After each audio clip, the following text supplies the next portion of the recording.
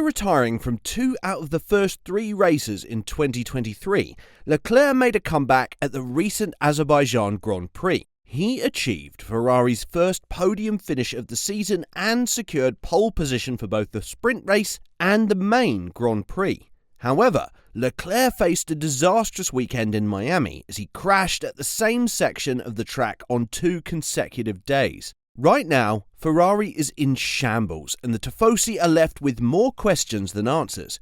In this video, we'll be taking a look at what is going on with the team from Maranello. So, keep watching. Following a late slide into the barriers during the second practice session on Friday, the Ferrari car with number 16 spun dramatically and collided with the wall in the final minutes of Q3, resulting in a 7th place starting position on the grid.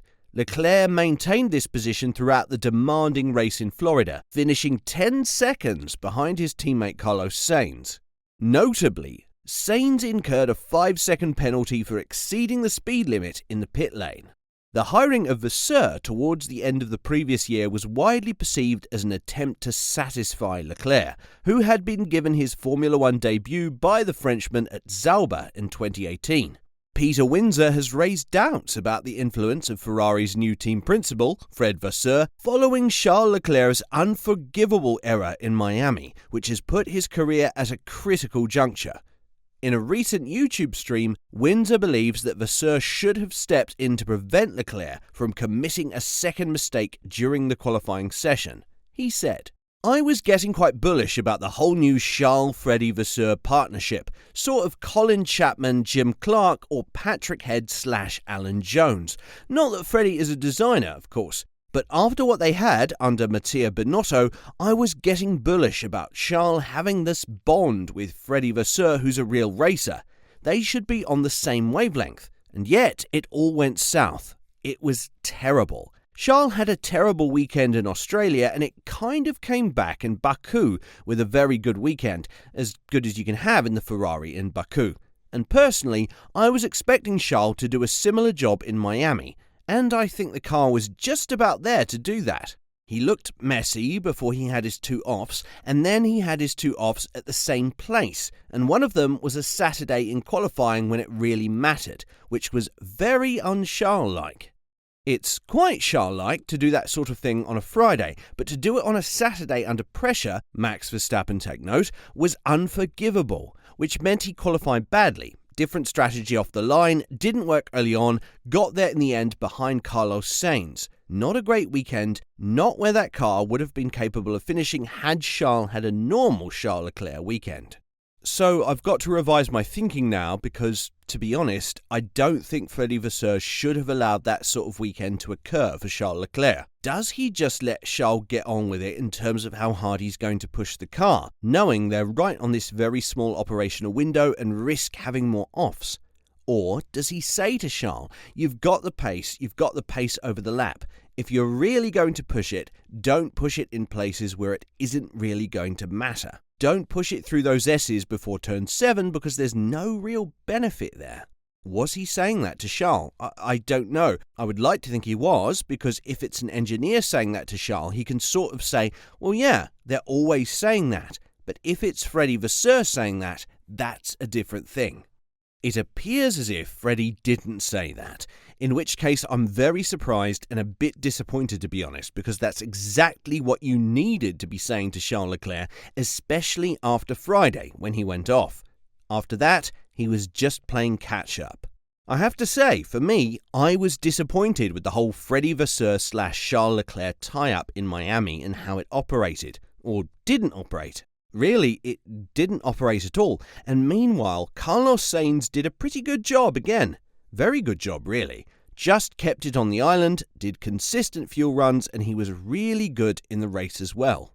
Obviously, the tyres weren't brilliant in certain parts. Usual Ferrari story of tyre management, but on this occasion, he was doing a better job than Charles Leclerc. And that's a worry.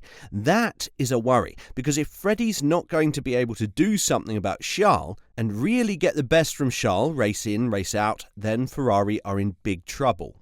Windsor maintains his belief that Leclerc possesses a comparable skill level to drivers like Verstappen and Lewis Hamilton. However, he emphasises that Leclerc can only truly unlock his potential when provided with the appropriate environment and guidance.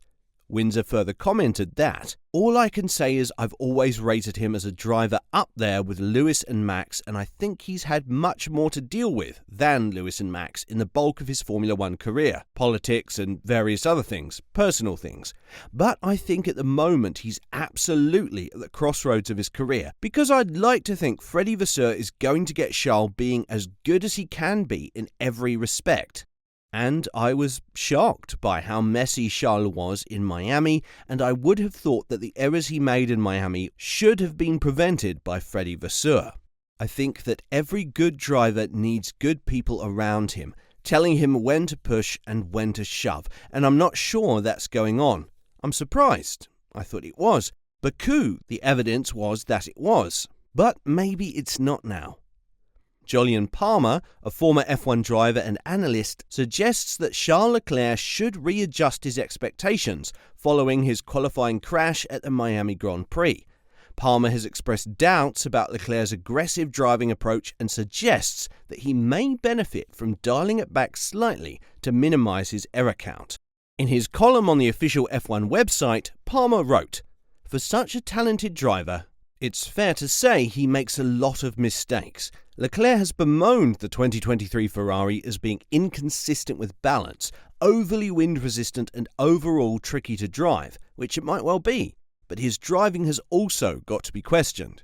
In a car that isn't as fast as the Red Bull this year, is he searching for lap time that just isn't there? It seems to me he needs to reset his expectations a little bit."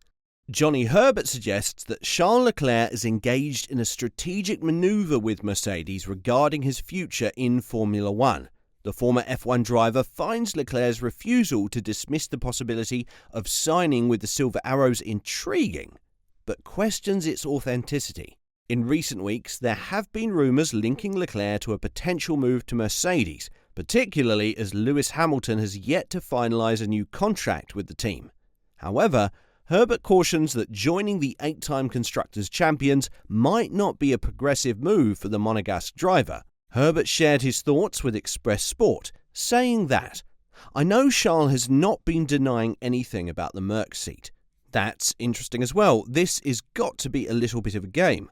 Why would you go somewhere that's not going to give you what you need? Probably worse.